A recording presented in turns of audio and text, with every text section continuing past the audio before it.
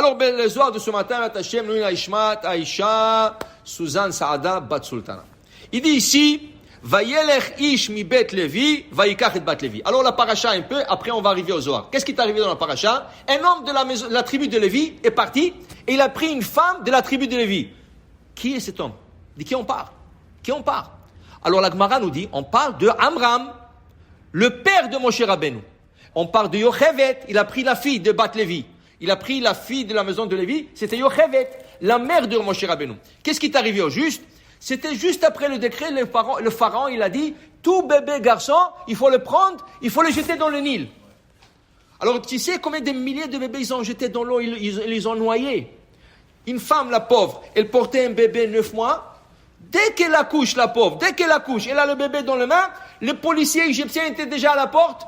Ah, c'est un garçon, donne-moi. Ils ont pris le garçon, ils couraient au Nil, ils le jetaient dans le Nil. Okay? Des milliers de bébés comme ça. Alors Amram, le père de Moshe Rabbeinu, Moshe n'est pas encore né. Il était le chef de la génération, il était le grand rabbin de la génération. Alors il a décidé de divorcer sa femme.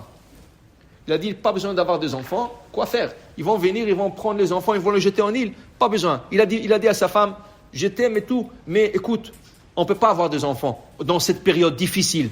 Okay? Quand il a fait ça, il a donné exemple à tout le monde.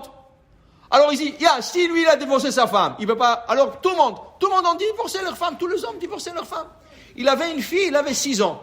Myriam, la sœur de Moshe Rabbeinu, elle avait 6 ans. Il dit, papa, qu'est-ce que tu as fait? Qu'est-ce que tu as fait? C'est pire que Paro, ça. Paro, il a décrété rien que 50%, le garçon. Mais les filles, laissez tranquille. Et toi, en séparant de maman, tu n'auras ni garçon ni fille, et tout le monde n'aura ni garçon ni fille. Laisse le décret à 50%. Et il lui dit, papa, tu sais, j'ai une prophétie. Elle était prophétesse à 6 ans, Myriam. C'est pour ça qu'on dit Myriam Hanevia, la prophétesse.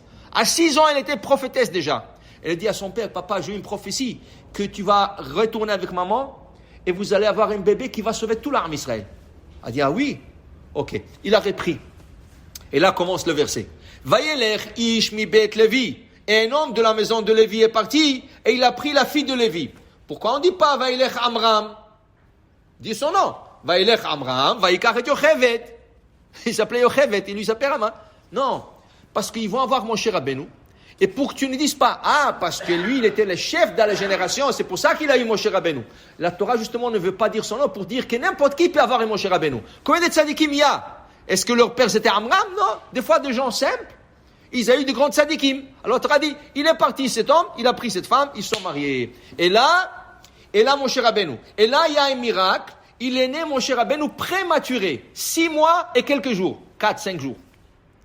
Alors, les Égyptiens attendaient 9 mois. Dès qu'ils ont vu qu'Amram, il s'est repris avec sa femme, elle dit, dans 9 mois, on va venir ici, c'est sûr qu'il y aura un bébé. Ils savaient. Okay? Alors, qu'est-ce que Hachem a fait? Il est né 3 mois plus prématuré, avant. Et là, elle a eu la chance de le garder chez elle 3 mois. Et avant le jour qui vient, elle a pris le Moïse, elle l'a mis dans le Moïse et l'a envoyé sur l'eau. Okay? Ça, c'est l'histoire de la Torah. Regardons qu'est-ce que le Zohar nous dit ce matin. Pourquoi la Torah a dit Vaelech Ish? Il est parti un homme de la maison de Lévi, là. Dit Amram, dit le Zohar, Rabbi Shimon Bar Yochai, qui se seish da Gabriel. On ne parle pas d'Amram, on parle de l'ange Gabriel. Justement, on n'a pas dit le nom d'Amram parce qu'ici on parle sur un sens caché. Et le sens caché, c'était l'ange Gabriel qui est parti. Qu'est-ce qu'il est parti? L'ange Gabriel qui t'appelait Ish, comme il est écrit dans le livre de Daniel. Va Ish Gabriel, Asheraïte Bechazon, dit le prophète Daniel. Dans ma vision, j'ai vu l'homme Gabriel. Il n'a pas dit j'ai vu l'ange Gabriel. Donc, l'ange Gabriel a le titre de l'homme. Et si la Torah dit, et l'homme est parti, quel est cet homme? C'est Gabriel. Et où est-ce qu'il est parti? Dit le Zohar, et il est parti prendre la femme. Qui est la femme? C'est la Neshama. Le Neshama d'Aki, c'est le Neshama de Moshe Rabbeinu. Pour t'enseigner, dit le Zohar, que quand il y a un tzaddik qui doit naître dans le monde, il y a l'ange Gabriel qui va dans le trésor des tzaddikim, de Neshama des tzaddikim, et il emmène une Neshama d'un tzaddik, et il l'emmène dans le corps où il doit naître. Il lui donne dans le corps où il doit naître. Et il dit ici le Zohar, et il observe cette Neshama, et il la garde jusqu'à qu'elle grandit, elle devienne tzaddik.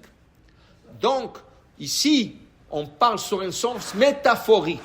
Ça veut dire qu'on parlait d'Amram et Yochevet, mais on parlait en sens caché de Gabriel, qui est parti prendre la Neshama de Moshe Rabbeinu, l'emmener dans ce monde, lui a donné dans le bébé qui va naître entre Amram et Yochevet, et Moshe va naître dans la paracha. Dans Parashat Shemot, Moshe va naître, et Gabriel va le surveiller. Pourquoi? Il a été mis dans un Moïse sur l'eau.